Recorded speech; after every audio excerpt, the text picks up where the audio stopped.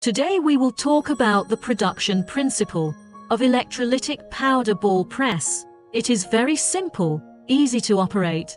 Customers can easily grasp the operating points of the equipment.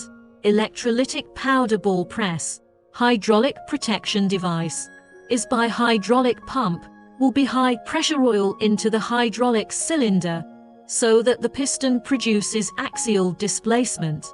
The front joint head of the piston rod is on the bearing seat to meet production pressure requirements. When the feed between the two rollers is too much, or into the metal block, the hydraulic cylinder rod is overloaded under press. The hydraulic pump will stop. The accumulator plays a buffer role on the pressure change. The relief valve is open to return the oil. The piston rod shift to increase the gap between the press rolls, so that the hard object through the press roll, the system pressure to restore more, can protect the press roll is not damaged. The machine can adjust the pressure according to the requirements of ball density. Flexible production.